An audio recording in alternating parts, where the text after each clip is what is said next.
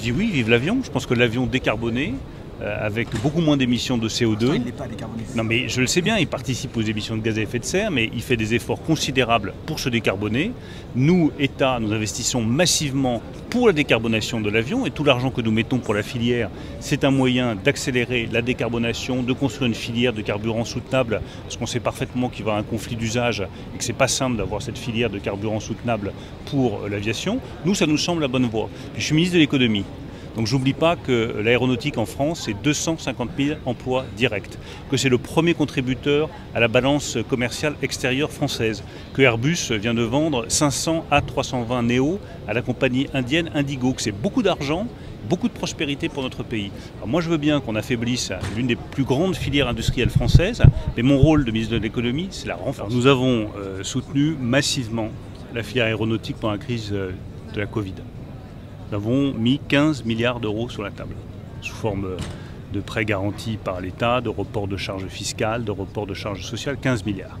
L'État a sauvé la filière aéronautique française. Il ne faut pas l'oublier, parce que j'entends parfois les reproches, on nous dit « Ah, vous avez dépensé trop, vous avez dépensé mal ». Non, nous avons dépensé ce qu'il fallait, nous avons dépensé bien, et nous avons sauvé une filière qui représente 250 000 emplois, qui représente des milliers de petites et moyennes entreprises partout à travers le territoire et qui représente aussi une force de frappe à l'exportation.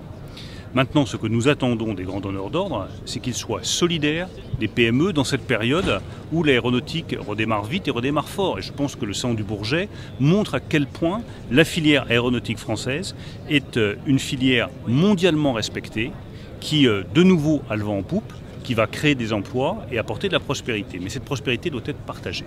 J'attends des donneurs d'ordre de l'aéronautique française, des grandes entreprises que nous connaissons tous, qu'elles soient solidaires des PME partout à travers le territoire. Nous avons décidé avec le président de la République, comme vous le savez, de réabonder le fonds Corac pour 300 millions d'euros par an. C'est des investissements considérables. Ces investissements doivent bénéficier aux PME. Et c'est la condition de notre réabondement du fonds aéronautique Corac, c'est que les PME soient bénéficiaires de ces investissements. Et avec tout cela, j'ai bon espoir que dans les années qui viennent, eh bien, ces PME qui sont aujourd'hui en difficulté, que nous accompagnons, que nous soutenons, sur lesquelles nous veillons avec beaucoup d'attention, pourront retrouver un peu d'air et continuer à se développer.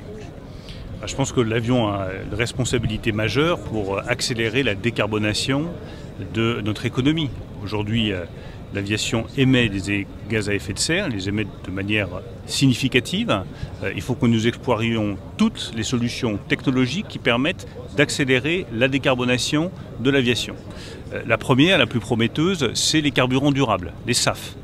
Avoir une filière SAF en France qui nous permette d'approvisionner nos compagnies aériennes en matière de carburant durable, c'est une des pistes sur lesquelles nous voulons travailler avec le président de la République, qui nous paraît une des pistes les plus prometteuses. Il y a une deuxième piste un peu plus lointaine pour des avions de portée moyenne, c'est l'avion hydrogène. Nous y croyons, Airbus y croit, et nous voulons arriver à développer cette filière. Pour les plus petits avions, il y a aussi l'avion électrique.